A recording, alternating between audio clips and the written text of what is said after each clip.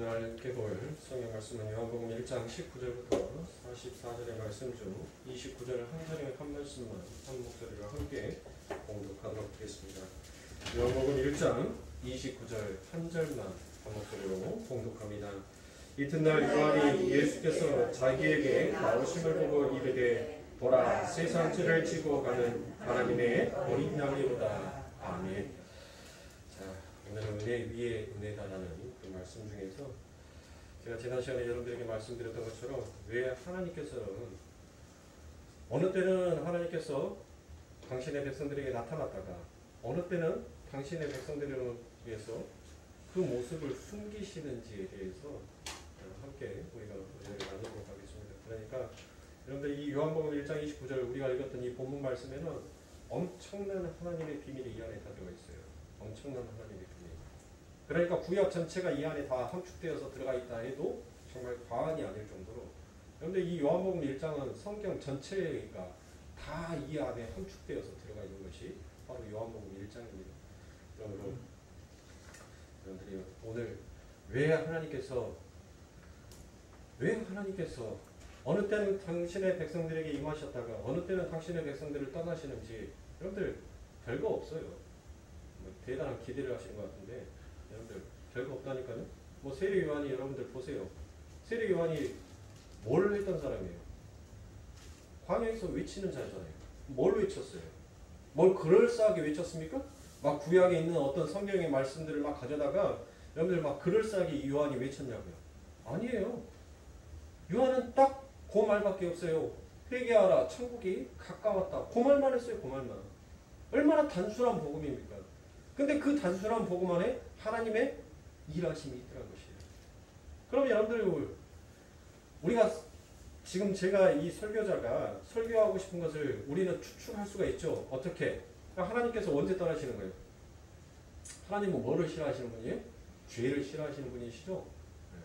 그것을 여러분들 머릿속에다가 일단은 그 포인트를 여러분들이 머릿속에다 딱 간직하시고 난 다음에 오늘 말씀을 한번 들으시면 될 것 같습니다. 그래서 지난 시간에 우리가 민수기 11장 26절부터 29절의 말씀을 통하여서 이거는 바로 누구의 기도다라고 얘기했어요? 모세의 기도다라고 얘기를 했죠. 이 모세의 기도를 통해서 하나님께서는 무엇을 나타내고 싶어요? 이 여호수아가 질투를 하죠. 아니 말도 안 듣는데 하나님 왜 쟤들한테까지도 성령의 불을 성령의 입을 줘서 막 예언을 하게 합니까? 예언 더 이상 못하게끔 하시세요 라고 얘기를 해요. 그러니까 모세가 뭐라 해요? 너 시기하냐? 너 시기하냐 그래요.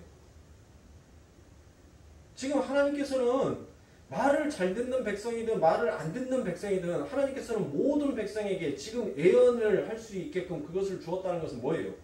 즉 하나님의 선택받은 백성은 그 하늘의 비밀을 예언할 수밖에 없는 자들이다라는 것을 지금 민수기에서 이 모세의 기도 안에서 나와요. 이 모세의 기도 안에 그 내용을 담고 있는 거예요. 그 내용. 그래서 제가 지난 시간에 이 모세의 기도까지 하고 오늘 이 모세뿐만 아니라 누구도 다윗도 이와 같은 기도를 했다라고 제가 여러분들에게 말씀을 드렸죠. 그래서 시편 51편 10절부터 11절의 말씀에 보면 하나님이여 내 속에 정한 마음을 창조하시고 내 안에 정직한 영을 새롭게 하소서. 나를 주 앞에서 쫓아내지 마시며 주의 성실을 내게서 거두지 마소서라고 이와 같이 하나님 앞에 고백을 합니다. 자, 구약 때는 성령 하나님께서 사람들의 삶을 관여를 하셨습니다. 그러나 구약 때에는 필요할 때만 왔다가 가셨어요. 그렇죠? 그러니까 다윗이 주의 성령을 내게서 거두지 마시옵소서 이렇게 부탁을 하는 것입니다. 자, 구약 시대에는 성령 하나님께서 왔다 갔다 하셨다라고 하는데 어느 때에 왔다가 어느 때에 가십니까? 우리도 한번 생각해 보자고요.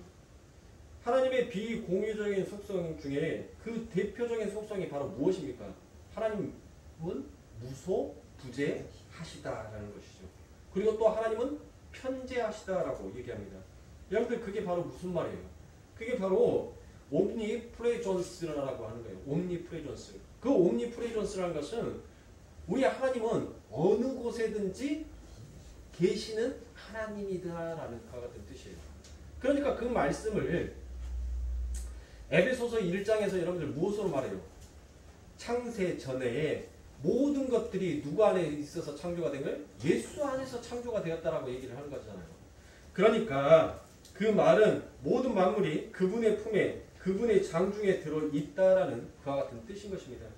그러니까 어느 한 곳에 하나님이 안 계시는 곳이 있어요, 없어요? 없다라는 뜻이에요. 하나님은 어디를 떠났다가 왔다가 이런 말 자체가 여러분들 성립이 전혀 되지 않습니다. 그런데 왜 구약에서는 떠났다, 왔다, 갔다라는 이와 같은 표현들을 쓰겠습니까? 그것은 분명 교회가 무언가를 알아야 할 것들이 있기에 하나님께서는 그와 같이 표현을 하고 계시더라는 것입니다. 지금 하나님께서 무엇을 설명하고 계시는 거예요? 뭐를 설명하시고 싶어서 당신의 백성들, 즉 하나님의 교회에게 하나님의 모습을 숨겼다가 하나님의 모습을 나타냈다라는 그와 같은 표현을 하시냐고요. 이스라엘 백성들이 하나님의 모습을 본 자가 있습니까? 모세조차도 하나님의 모습을, 형상을 못 봤어요. 이 땅에 어느 누구도 하나님의 형상을 본 자가 있어요, 없어요? 없어요. 근데 왜 하나님께서 그 모습을 나타내셨다라고요? 하나님께서 나타내시면 인간은 뭐예요? 우리는 죽어요. 하나님의 영이 떠나간 것보다 하나님의 영이 나타난 것이 오히려 우리들에게는 뭘로 와야 돼요? 더 두려움으로 찾아와야 된단 말이에요. 그런데 하나님의 영이 떠난 것에 대해서 여러분들 사람들은 뭘 하더라고요? 이스라엘 백성들은 두려워하더라고요. 그러니까 모세가 다윗이 시편 51편에 무엇이더라고요? 하나님 제발 떠나지 말아 주세요 라고 얘기를 하잖아요. 하나님 내 곁에 머물러 주세요. 하나님 나와 늘 함께 해주세요 라고 그와 같이 얘기를 하잖아요. 왜요? 그 하나님의 영이 떠나는 것을 너무나도 싫어하는 거예요. 그러면 여러분들 그 하나님의 영이 언제 떠났다라고 얘기를 합니까? 언제? 당신의 백성들이 죄를 지었었을 때. 그리고 당신의 백성들이 그 하나님의 말씀을 여러분들 부정하여 버렸었을 때, 즉 죄를 짓고 패역할 때 그 백성에게서 떠난다는 모습을 바로 하나님께서 나타나시고 감추시고라는 그와 같은 표현으로 우리들에게 말씀을 하시는 것입니다. 즉 하나님은 하나님의 백성들에게 죄에 대해서 어떤 민감한 반응을 보이시고 계시는지를 지금 설명하시고 나타내고 계시는 것입니다. 그래서 성도들로 하여금 너희들이 죄를 짓게 되면 하나님이 그 죄에 대해서 어떻게 반응하는지를 보고 너희들이 도대체 어떤 존재인지를 알라는 의미에서 그렇게 성령이 왔다 갔다 했다라는 표현을 쓰는 것입니다. 하나님으로부터 어떤 대접을 받아야 마땅한 자들인지를 지금 우리보다 뭐하라는 거예요? 알아가는 것입니다. 사실은 하나님은 계속해서 그 안에 계십니다. 다윗이 범죄할 때도 여러분들 그 하나님께서 다윗을 떠나간 것 같지만 영원히 떠나간 것이 아니었죠. 하나님께서는 지금 그 다윗과 늘 함께 있었어요. 그가 죄를 짓더라도 하나님은 그 다윗과 함께 하셨단 말입니다. 그럼에도 불구하고 다윗은 하나님이 떠나간 경험을 했습니다. 왜 그렇습니까? 하나님의 죄에 대해서 어떻게 반응하는지를 다윗에게 경험케 하고 싶었던 것입니다. 바로 우리에게 하나님의 교회에게 말씀하시는 것입니다. 그래서 구약의 성도들이 성령이 떠날까 봐 그 노심초사하는 모습을 시편을 비롯하여서 여러 곳에서 그려내고 있습니다. 그렇다면 우리가 성령이 떠날까 봐 노심초사 안 할 수 있는 방법이 있어요, 없어요? 없어요? 있잖아요. 있죠. 어떻게 하면 돼요? 죄 안 지으면 되잖아요. 간단하지 않습니까? 하나님은 뭐를 싫어하시는 분이에요? 죄를 싫어하시는 분이시니까 그 하나님의 성령이 내게서 안 떠나게 하기 위해서는 뭐만 안 하면 돼요? 죄만 안 지으면 돼요. 죄만. 말은 쉽죠. 그렇죠. 말은 쉬워요. 뚫린 입이라고. 말은 쉽게 나온단 말이에요. 그런데 우리의 이 말은 여러분들 말은 쉬운데 우리의 행동이 우리의 마음이 우리의 몸이 결코 그와 같이 움직여지지가 않더라는 것입니다. 그래서 우리들은 우리의 힘으로는 죽었다 살아나도 그게 되지가 않습니다. 그러면 여러분들이 이제 어떻게 해야 됩니까?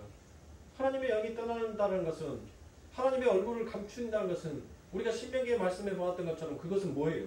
심판이요 멸망이다라고 얘기를 했잖아요. 그렇죠. 그러면 우리들은 이제 큰일 난 거 아닙니까? 우리는 이제 큰일 난 사람이잖아요. 하나님께서 그 죄를 싫어하시고 하나님의 성령이 떠나가 버렸으니까 여러분들 우리들은 진짜 큰일 난 사람들 아닙니까? 그런데 여러분들 하나님께서는 어떤 조치를 내리세요? 예수 그리스도께서 오셔서 우리의 죄를 몽땅 도말하심으로 이제 우리가 무죄한 자가 되어버렸기 때문에 성령이 떠나지 않아도 되는 자를 바로 그 예수 그리스도가 만들어 버리시더라는 것입니다. 그러니까 구약의 그런 모습들은 예수 그리스도가 왜 오셔야 되는지 예수 그리스도의 그 필요성에 대해서 오히려 강조를 하고 있는 부분이에요. 그러니까 구약 성경을 여러분들이 읽으시면서 왜 내 삶 가운데 예수 그리스도가 필요한지를 여러분들이 깨달으셔야지 이것을 지켜서 내가 복을 받아야지 이것을 지키지 아니하면 내가 저주를 받을까봐 두려워하는 그와 같은 어리석은 여러분들 행위를 범하시면 안 돼요. 여러분들이 너무나도 잘 아는 그 예수라는 더 바이블에서 예수라는 영화를 여러분들 보시면은 그 예수님께서 여러분들 뭐라고 얘기하십니까? 최후 만찬에 내가 며칠 만에? 3일 만에 부활할 것이다 라고 얘기를 하지요. 그리고 유다에게 뭐라고 얘기합니까? 네 할 일 해 라고 얘기합니다. 예수님께서 왜 아니 하루 만에 부활할 수도 있잖아요. 충분히 그럴 능력도 있지 않습니까? 근데 왜 3일이나 할까요? 그리고 난 다음에 우리 예수님께서 제자들을 데리고 이제 기도하러 가십니다. 그런데 베드로가 뭐라고 해요? 절대 그런 일이 일어나지 않도록 제가 막겠습니다라고 얘기합니다. 그때 예수님께서 뭐라고 얘기해요? 너는 닭이 울기 전에 나를 3번 부인할 것이다 라고 얘기합니다. 여러분들 왜 베드로에게 3번이라는 이야기를 하고 왜 하나님께서 3일 만에 부활하시겠다라고 그와 같이 얘기를 하시는 거예요. 이 안에는 또 여러분들 엄청난 은혜가 담겨져 있어요. 네? 이윤석이가 깨맞히는 거 아니라니까요. 자기 부인, 자기 십자가 또 그거 깨맞추려고 하는 것이 아니라 여러분들 3이라는 것은 누구의 숫자예요? 하나님의 숫자란 말이에요. 하나님의 숫자. 성부와 성자와 성령의 이 하나님의 숫자 3. 그래서 예수 그리스도가 3일 만에 부활하는 것은 뭐예요? 내가 곧 하나님이다라는 것을 이야기하는 것입니다. 그리고 베드로한테 너는 나를 3번 부인할 것이다 라고 얘기를 합니다. 그것은 뭐예요? 너는 반드시 성부와 성자와 성령 그 하나님 앞에서 네가 죄인임을 반드시 고백할 수밖에 없는 자가 될 것이다라는 거예요. 어디에서? 이 광야에서. 하나님께서 뭘 하시겠다는 거예요? 너를 그렇게 가르치시겠다는 거예요. 저와 여러분들의 삶 가운데 있어서 하나님께서는 반드시 그 닭이 울기 전, 여러분들 닭이 언제 울어요? 해가 뜰 때 울잖아요. 해가 뜬다는 것은 뭐예요? 이제 세상이 밝아진다는 것이잖아요. 그렇죠? 그러니까 하나님의 빛이 임하여서 세상이 밝아질 때, 어둠이 물러갈 때, 어둠이 물러가기 전까지 너는 네가 그 어둠 속에서 얼마나 죄인인지를 그 빛 앞에서 반드시 고백할 수밖에 없다라는 것을 우리 예수님께서 베드로에게 얘기를 하는 거예요. 그것을. 그러니까 사랑하는 성도님들, 우리는 구약 성경을 읽으면서 왜 예수님께서 이 땅에 오셔서 그 수없이 많은 말씀들과 수없이 많은 이야기들을 하시면서 그 이야기들을 여러분들 한번 진지하게 고민하면서 들으셔야 돼요. 진지하게. 아시겠죠?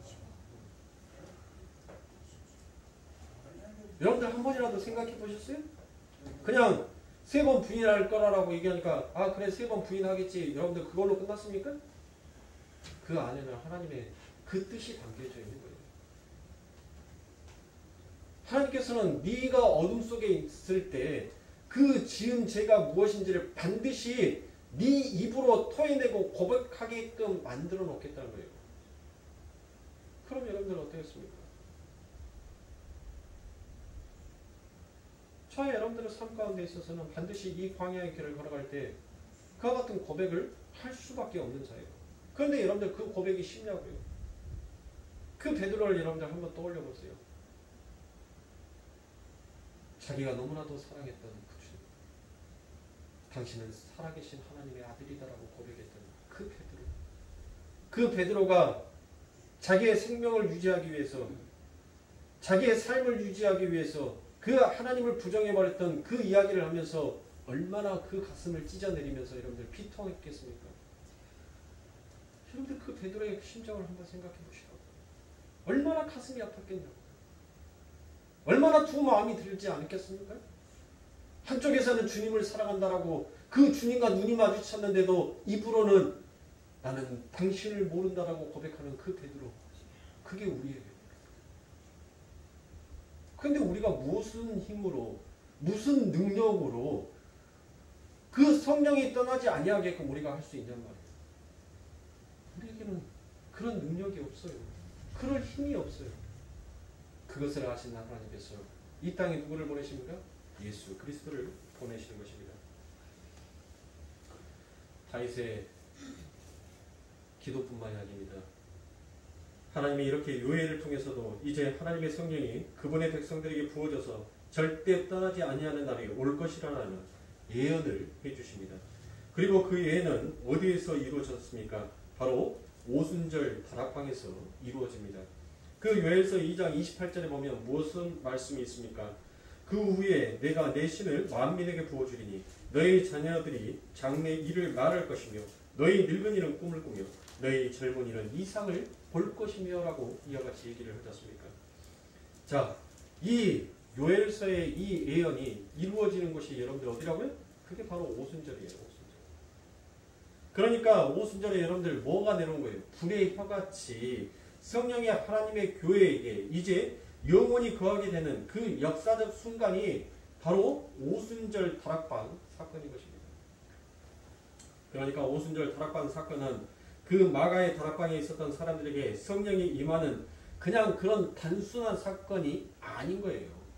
지금 하나님께서는 모세를 비롯하여서 다윗의 기도와 그리고 이 요엘의 예언서를 지금 하나님께서 무엇하고 계시는 겁니까? 이루고 계시는 거예요. 이루어 계시는 거. 무엇으로? 이제 다시는 그 성령이 그 하나님이 너희를 떠나지 아니할 것이니까 너희들은 이제 더 이상 노심초사할 필요가 없다라는 하나님의 인이 그 오순절 다락방에서 쳐진 거예요.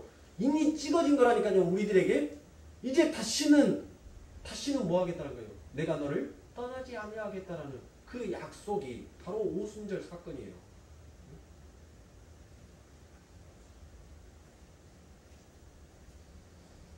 오순절날 성령이 임한 사건은 하나님의 교회에게 이제 모세의 예언으로부터 다윗의 기도 그리고 요엘의 예언까지 쭉 이어져 왔던 그 하나님의 교회에게 이제 예수 그리스도로 말미암아 성령이 떠나지 않고 하나님의 백성들이 성령이 떠날까 봐 노심초사 않을 수 있는 그 순간이 왔다는 것을 역사적으로 보여주는 사건이 바로 오순절 다락방 사건인 겁니다. 그래서 이 오순절 사건은 여러분들 성경에서 단 일회성이에요. 단 한 번밖에 나오지 않는 사건입니다. 그런데 오늘날 오순절 운동이 일어나는 것은 여러분들 뭡니까?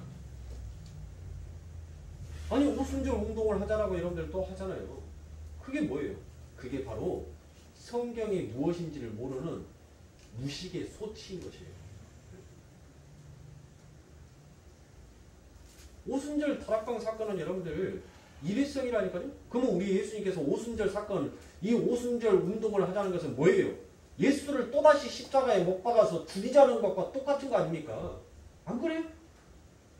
그러니 무식의 소치죠. 그것이. 성경을 엉뚱하게 보고 있는 그것이 오늘 본문의 그 예수님의 세례의 사건과 어떤 연관이 있는가? 그리고 우리의 교회가 탄생하기 전에 교회를 품으시고 그 교회를 대표하신 분이 바로 있으시죠. 그분이 바로 누구입니까? 그분이 바로 예수님인 것입니다. 예수님이 교회를 품고 예수님께서 교회의 대표가 되시는 것입니다. 그러니까 예수님은 교회의 예표이며 교회의 상징인 것입니다. 그분이 바로 교회인 것입니다. 우리를 품어하는 교회, 그래놓고 교회가 살아야 할 삶을 그대로 사신 것이 바로 예수님의 삶입니다. 그 모습이 요단강에서 예수님이 세례를 받으실 때 무엇이 그 위에 날아갑니까? 성령이 비둘기같이 이렇게 임하는 모습을 미리 보여주시는 것입니다. 그러니까 예수 그리스도께서 십자가에 못 박아 죽으실 수밖에 없는 자다라는 것을 확증하는 증거고 그 확증 예수 그리스도가 죽음으로 인하여서 우리에게 무엇이 임하게 될 것인지를 지금 요단강 이 세례의 사건에서 미리 다 예언하고 있더라는 것이에요. 그 예수 그리스도가 죽으심으로 말미암아 뭐였어요? 그 하나님의 율법을 그 저주를 다 거두어 가시고 다 이루었잖아요. 그러면 우리들은 뭐가 된 거예요? 우리들은 이제 죄 없는 자가 되었단 말이에요. 왜요? 세상 죄를 지고 가는 하나님의 어린 양이다라고 누가 얘기를 했어요? 하나님이 보낸 그 세례 요한, 하나님이 보낸 그 하나님의 백성이 그 하나님의 일을 보고 그와 같이 얘기를 하더란 거예요. 네? 그 예수 그리스도가 세상 죄를 지고 가는 하나님의 어린 양이 되어서 그분이 죽으심으로 인하여서 하나님의 백성들이 죄가 뭐 했다는 거예요? 사함을 받게 되더라는 것입니다. 그 예수 그리스도께서 그 요단에서 여러분들 세례를 받았을 때 하늘에서 무엇이다라고 얘기합니까? 이는 내 사랑하는 아들이다라고 얘기를 하죠. 여러분들 그 말이 지금 예수님에게 하시는 말씀일까요? 하나님께서?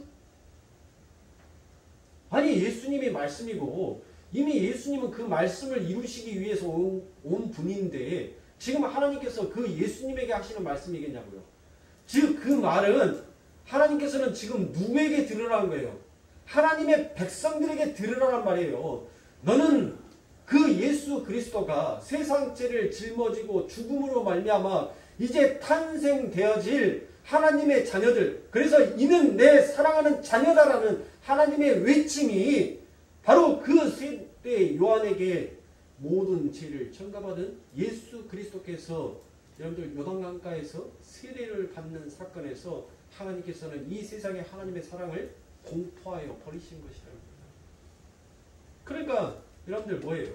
로기조마이를 생각하시면 돼요. 우리가 죄가 없어서 우리가 뭐 율법을 잘 지켜서 우리가 하나님의 죄를 안 지어서 네? 그래서 우리가 그와 같이 하나님의 자녀가 된 것이 아니라 그 예수 그리스도가 죽으심으로 말미암아 우리가 뭐 한 자가 된 거예요? 이제 하나님의 자녀가 되었다는 것이에요. 이 사실을 여러분들이 믿으셔야 합니다. 이게 우리들의 삶 가운데 나타나는 하나님의 백성들의 현상이란 말이에요. 그 하나님께서 우리들을 향하여서 이제는 내가 너를 다시는 떠나지 아니하겠다라고 말씀을 하시는 거예요. 그러니까 네 삶 가운데 있어서 뭐 할 필요 있다는 거예요, 없다는 거예요? 두려워할 필요가 있다는 거예요, 없다는 거예요? 없다라는 거예요. 왜요? 내가 세상 끝날 때까지 너희와 함께 하겠다라고 하나님께서 약속하셨잖아요. 하나님의 약속은 뭐예요? 반드시 성취되는 약속이란 말이에요. 그렇죠? 네? 인간의 약속은 여러분들 깨버리는 약속이지만 하나님의 약속은 반드시 성취되는 약속이에요. 하나님께서 세상 끝날 때까지 내가 너와 함께 하겠다라고 말씀하신 그 하나님. 그러면 지금 우리들에게는 우리가 뭐한 자가 되었다는 거예요? 우리가 더 이상 죄가 없는 자가 되었다는 거예요. 죄가 없는 자. 그래서 성령이 떠나지 아니하는 자. 그래서 성경에서 뭐라고 얘기해요? 두려워하는 자에게는 뭐가 있다는 거예요? 형벌이 있다는 거예요. 지금 그 예수 그리스도가 너를 위하여서 그 성령이 너에게서 떠나가지 아니하게끔 네가 두려워하고 노심초사하지 아니하게끔 내 아들을 죽여서 너를 그 아버지 하나님의 얼굴을 대면할 수 있는 자로 만들어 너를 사랑하는 내 자녀로 인을 찾건만 이렇게까지 행한 나의 일을 믿지 못하는 너희에게는 뭐가 있다는 거예요? 형벌이 있다는 거예요. 형벌이. 그러니까 사랑하는 성도님들, 우리들의 삶 가운데 여러분들 두려움이 있다면 여러분들은 회개하셔야 돼요. 왜 두렵습니까? 내가 하나님이 되고 싶어 하니까 두려운 거예요. 나를 부정해버리고 그 하나님의 역사하심이 무엇인지를 인정하게 되면 여러분들 우리들은 뭐 할 수 있어요? 자유로워요, 기뻐요, 행복해요, 즐거워한단 말이에요. 그 하나님의 이름을 찬송하는 자로 가는 거예요. 성령이 임하기 전에 여러분들 그 하나님의 12제자들이 뭐 했어요? 그 하나님이 그 예수님이 떠나가 버리니까 그들이 뭐 합니까? 두려워 떨잖아요. 두려워 떨어. 너가 예루살렘 제발 떠나지 마라고 얘기했는데 뭐예요? 그게 우리란 말이에요. 그게. 근데 그 하나님께서 이제 떠나지 아니하겠다라고 얘기를 하신 겁니다. 그것은 너의 죄를 이제 내가 더 이상 보지 아니하고 내 아버지가 공포하여 버리신 너는 사랑하는 내 자녀다라는 그 말씀으로만 너를 보겠다라고 하나님께서 우리 예수님께서 선언하시는 거예요. 그 선언이 바로 성령이 내게서 떠나지 아니하는 것입니다. 우리는 그 말씀을 믿어야 되는 거예요. 나를 믿는 것이 아니라 세상을 믿는 것이 아니라 하나님의 말씀을 믿어야 하는 것이에요. 여러분들에게 소망과 희망은 바로 그 하나님이 되셔야지 세상의 어떤 말이 여러분들에게 소망과 희망이 되어서는 안 됩니다. 하나님의 말씀에 의해서만 여러분들 소망을 가지세요. 하나님의 말씀에 하나님의 일하심에 여러분들은 기쁨을 가지셔야 됩니다. 사랑하는 성도님, 눈에 보여지는 현상은 잠깐이에요. 눈에 보이지 아니하는 현상은 영원하다라고 얘기를 하셨습니다. 우리 눈에 보이는 그 사람으로 인하여서 여러분들 내 마음이 좌지우지하지 마시고 보이지 아니하는 그 하나님을 통하여서 여러분들의 마음이 움직이셔야 됩니다. 내가 하나님 앞에 무엇을 드렸습니까? 우리가 하나님 앞에 무엇을 드린다라고 여러분들 하나님이 기뻐하셨냐고요. 오히려 우리의 열심으로 우리가 하나님 앞에 드렸었을 때 하나님께서 뭐라고 얘기합니까? 나 지겨워. 그만 좀 올려. 그만 좀 태워.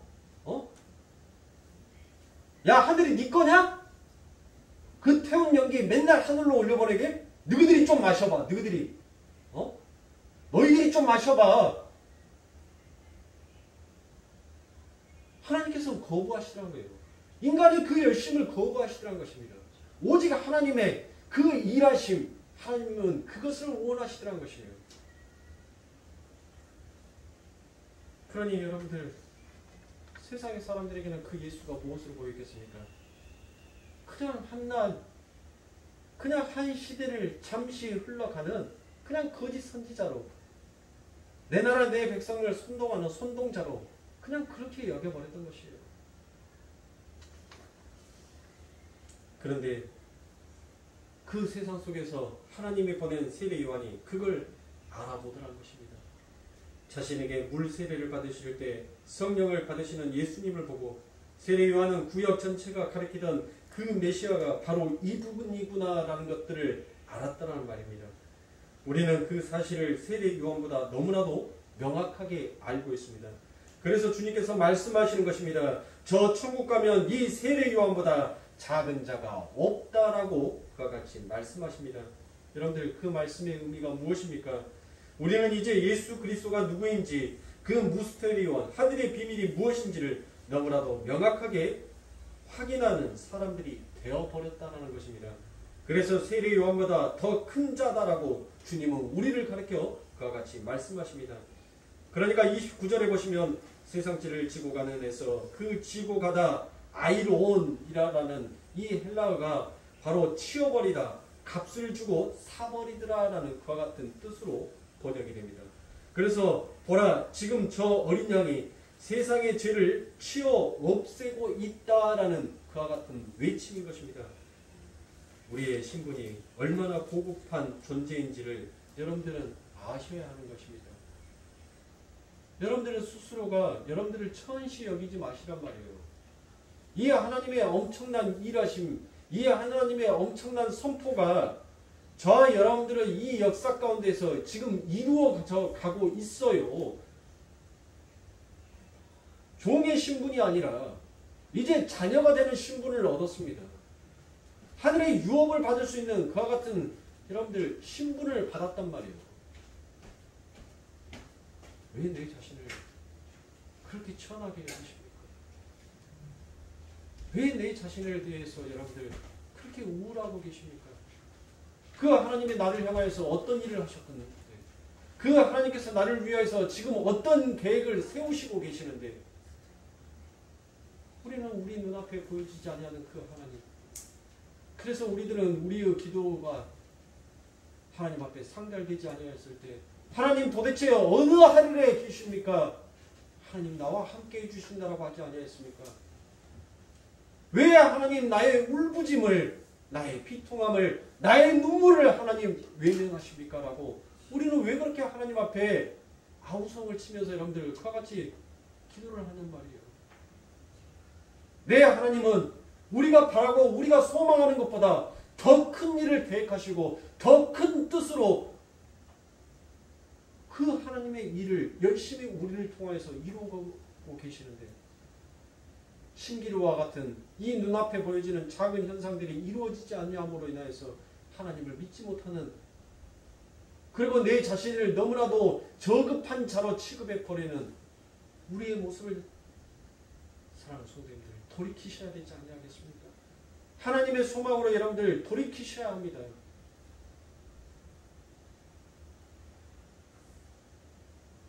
말이 나온 김에 구약의 어린 양 사상은 성경에 어떻게 편마하게 기록이 되고 있는지 여러분들에게 간단하게 말씀을 드리도록 하겠습니다. 구약의 어린 양의 사상은 여러분들 어디에서부터 출발하는 겁니까? 바로 이삭으로부터 출발을 하는 것입니다. 성경은 이삭이 자기를 번제할 나무를 짊어지고 모리아산으로 올라가는 그 장면을 통하여서 자신이 매달려 죽을 나무 십자가를 짊어지고 골고다 언덕을 올라가는 예수 그리스도를 보여주고 있는 것입니다. 그리고 하나님의 명령으로 죽어야 할 이삭을 대신하여 어린 양이 등장하는 그 장면을 통하여 죽어야 할 자를 대신하여 하나님께서 준비하시는 참 어린 양 예수 그리스도를 보여주고 계시고 있습니다. 그러나 예수 이전의 사람들은 그 모리아 사건이 무엇인지를 알 방법이 있었습니까? 없었습니까? 전혀 없었습니다. 그런데 우리는 그 예수 그리스도의 십자가를 통하여서 구약을 보니까 이게 다 십자가로 이렇게 쭉 연결이 되는구나 라는 것을 우리들은 알더라는 것입니다. 그 어린 양은 거기서부터 이렇게 출발을 합니다. 그리고는 6월절로 넘어가 하나님의 어린 양이 또 설명이 됩니다. 그런데 그 양은 그달 며칠에 잡으라고 얘기합니까? 14일에 잡아서 10일에 잡아서 며칠까지? 14일까지 그 집 식구들과 같이 지내야 한다라고 되어 있습니다. 여러분들 그 전에 죽이면 돼요? 안 돼요? 안 돼요. 그 전에 죽이면 안 된단 말이에요. 그런데 왜 그렇게 하나님께서는 왜 그렇게 하시라고 명령을 하신 것입니까? 바로 그 어린 양을 그 식구들과 함께 머물게 한 것은 그 양이 바로 이 식구들과 한 식구라는 것을 거기에서 보여주고 있는 것입니다. 그러니까 예수 그리스도가 여러분들 다른 형제가 아니라 바로 나와 같은 내 형제, 내 식구다라는 것을 진짜 하나님의 혈통, 하나님의 피를 이어받은 내 친형제다라는 것을 보여주는 것이 바로 6월절 사건이에요. 6월절. 네? 그래서 그 양이 바로 이 식구들과 한 식구라는 것을 보여주는 것이 바로 6월절인 것입니다. 그래서 이 양이 식구를 대표해서 대신 죽게 된다는 것을 예표로 보여줍니다. 그러니까 어린 양은 분명 예수 그리스도입니다. 그것은 우리가 십자가를 통해서 봤으니까 아는 거지, 십자가 전 사람들은 그게 무엇인지를 전혀 알지 못했습니다. 그렇게 세상 사람들에게는 그 어린 양이 여전히 하늘의 비밀로 남겨져 있는 것입니다. 그리고 이스라엘 사람들은 수많은 제사를 통해서 어린 양의 죽음을 직접 목격하고 경험했음에도 불구하고 그들에게는 여전히 그 어린 양을 잡아야 하는 이유가 하늘의 비밀로 감추어져 버려들어간 것입니다. 그런데 세례 요한이 그것을 딱 하고 알아버린 것입니다. 즉 하나님은 타락한 인간들이 복음을 알아들을 수 없도록 그들은 하늘의 생명력과 단절시켜 버리시더란 것입니다. 그리고 그들의 길을 막아버리시고 눈을 막아버립니다. 하나님은 인간이 범죄함으로 말미암아 하늘의 초원과 인간 사이를 아주 단절시켜 버리십니다. 그것을 바로 무엇이다라고 얘기하냐면 지옥이다라고 얘기를 하는 것입니다. 그러니까 하나님과 단절되어 있는 것이 그게 지옥인 거예요. 달리 지옥이 아니라 그 하나님을 떠나서 살겠노라라고 하는 그 삶이 지옥을 향해서 걸어가는 삶인 것이에요. 자, 인간이 이 제한된 땅에서 하늘의 초월과 끊어진 그 상태가 갇혀버린 그것을 지옥이다라고 얘기합니다. 하나님을 알지 못하고 그냥 이 땅을 살아가는 그 삶 자체가 바로 지옥인데 사람들은 그 사실을 전혀 인지하지 못하더라는 것입니다. 언제가 그들이 지금 신기루처럼 쫓고 있는 이 세상의 힘과 이 세상의 것들이 확 사라져버리면 그들이 의지한 것들이 확 사라져버렸을 때 그게 진짜 지옥이구나라는 것을 그들이 맛보게 될 것입니다.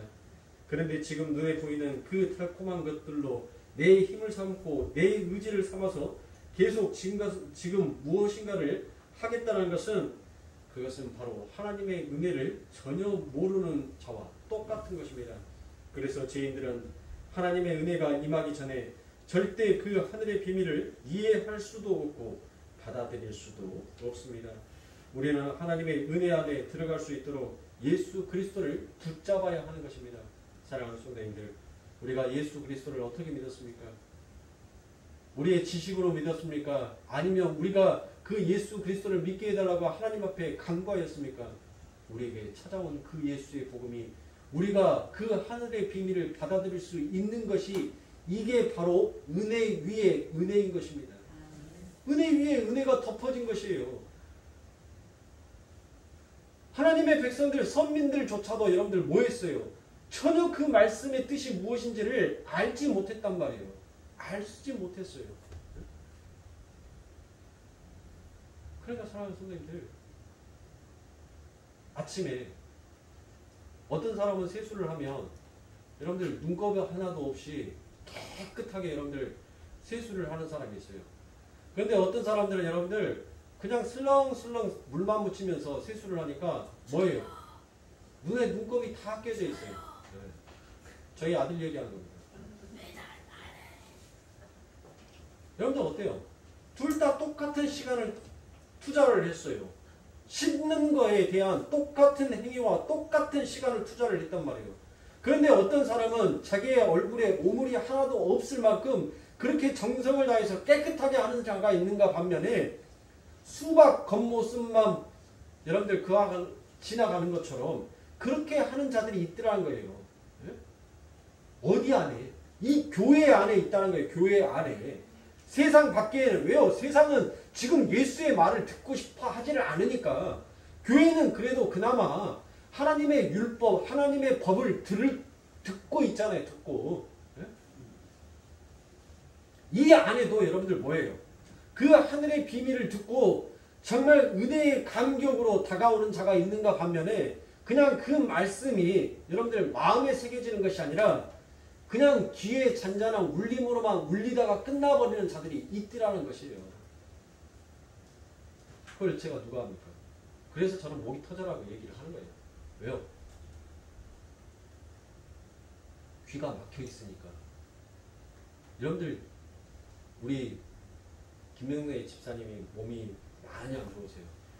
연세도 있으시기도 하지만은 지난번에 신방을 갔다 왔는데 얼굴이 차디차고 혈색이 너무나도 안 좋더라고요. 그래서 당신이 죽기 전에 교회 예배 한 번만 드리고 그리고 하나님 품에 갔으면 좋겠다는 그 소망을 갖는데 도저히 다리에 힘이 없어가지고 뗄 수가 없대요. 뗄 수가.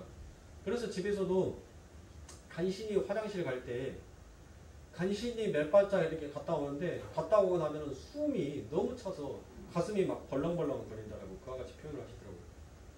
그래서 지난주에 오신다라고 해서 차를 그쪽으로 대기로 했는데 또 응급실에 가셔가지고 좀 그러셔서 몸이 추스리기가 내가 조금 힘들다라고 하셔가지고 모르겠습니다. 이번 주에 이제 어떻게 나오시는지 안 나오시는지는 모르겠지만 우리 김명래 집사님이랑 제가 얘기를 하면은 딱 나오면은 제가 뭐 하냐면 왜요? 목이 아프니까. 보청기를 끼셨는데도 이제 몸이 아프고 그거 하니까 안 들린대요. 그래서 에? 에? 아니 옆에서 얘기하고 있는데도 아니 엉뚱한 얘기를 해요. 그러니까 제가 뭐 하냐면 그 보청기에다 갖다 대놓고 엄청 크게 해요. 엄청 크게. 그러면 그때서 예, 예, 아멘, 아멘 그러고 계세요.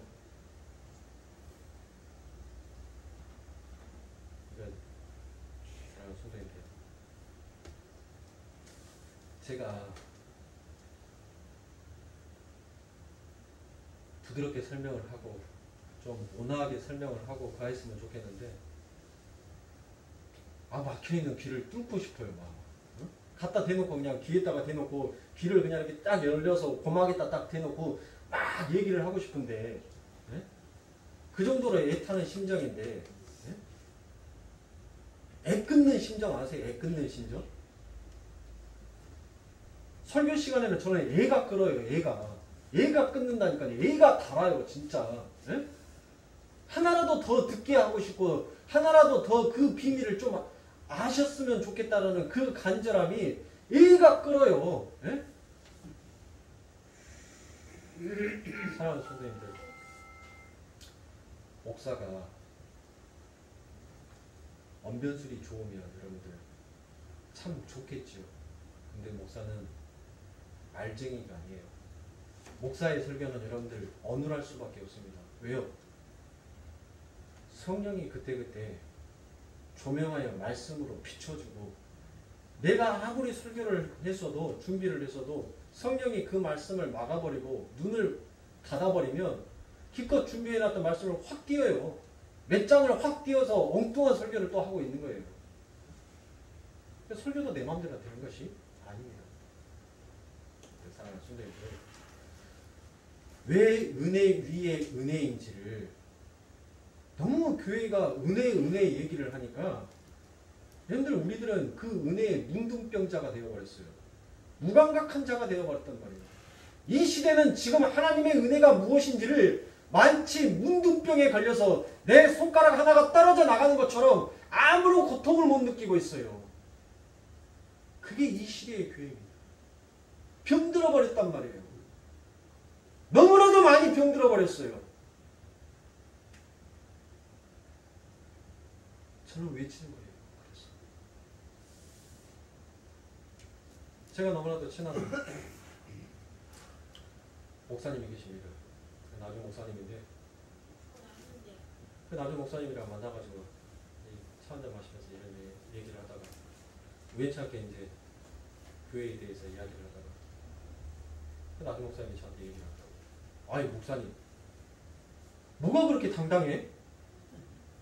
나는 목사님도 목사님이지만은 나는 목사님 교회 성도님들이 정말 참 대단한 사람들이다라고 나는 생각을 하는 것 같아요. 아니 나 같으면 그런 설교 듣고는 거기 못 앉아있지. 근데 목사님 교회 성도들은 정말 훈련이 잘 된 것 같아요. 정말 은혜 속에서 살아가시는구만. 나는 그런 설교 못 한다고. 한 명이라도 성도 떠나갈까봐 하고 싶어도 그 원고 그냥 끄직끄직 하고 다 지워버리고 또 올라가서도 성도들 눈치 보이니까 말을 이렇게 할 것을 또 이렇게 돌려서 얘기를 한다고. 그런 말을 하더라고요. 그래서 제가 더 이상 그분한테 뭔 말을 하지 않았어요. 왜요? 말해봤자 못 들으니까. 모르니까. 하나님께서는 쓰시는 밥그릇이 다 틀리니까. 그래서 제가 더 이상 말씀을 안 하고 그냥 다른 얘기 주제거리로 돌려서 다른 얘기를 하고 얼른 자리를 털고 일어서서 오고 싶다는 생각이 들어서 그냥 빨리 자리를 털고 일어서서 와버렸는데 그래요. 사랑하는 성도님들, 전하는 저도 은혜이지만 듣는 우리 성도님들도 참 은혜인 것입니다. 그런데 사랑하는 성도님들, 하나님께서 쓰시니까 전하는 거예요. 여러분들에게 다그치는 설교, 나무라는 설교, 여러분들 이런 설교하는 사람이 세상적으로 보면 개척교회 하는 목사가 간땡이가 배 밖으로 나왔다라고 생각할 수도 있겠지만 여러분들 저는 간도 쓸개도 없어요.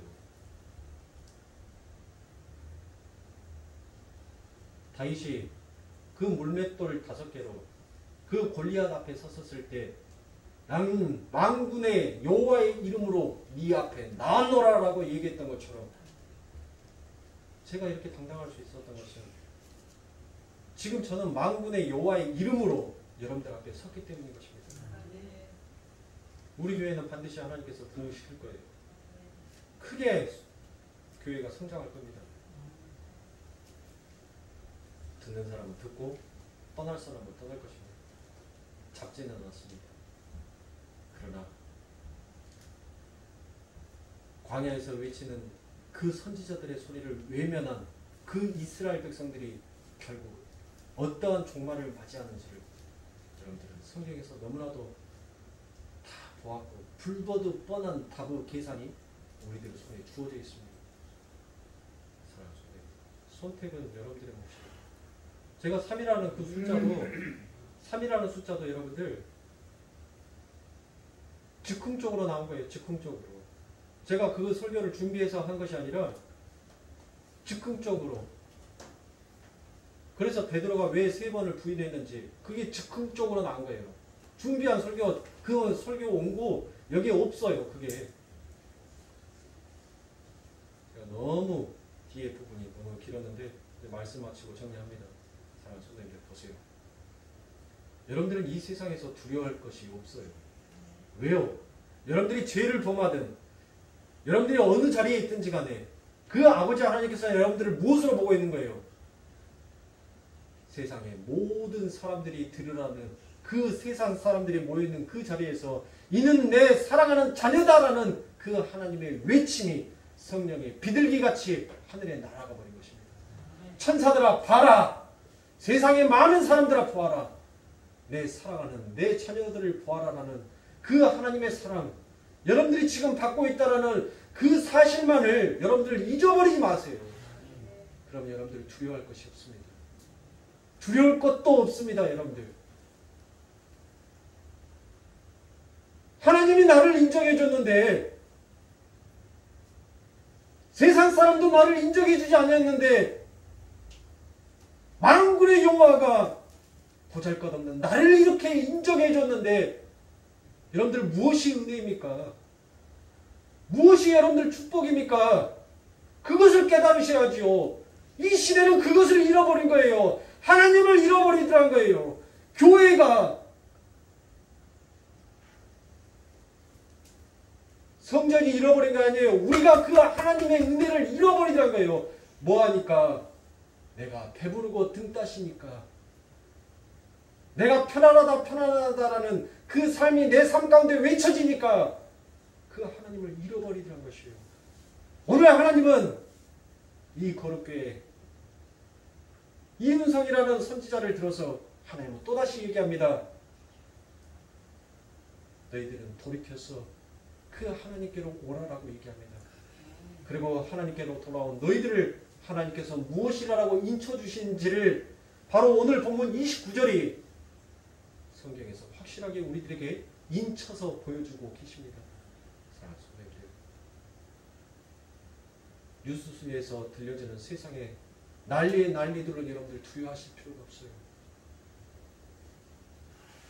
하나님의 말씀에 늘 바로 서지 못하고 하나님의 뜻과 그 사랑을 늘 잊어버리고 사는 내 자신을 두려워하십시오. 늘 하나님의 소망 가운데 붙들리면서 그와 같이 여러분들 승리하시고 살아가시는 사랑하는 성도님들의 삶이 되시길 주님의 이름으로 축원하겠습니다. 기도하겠습니다.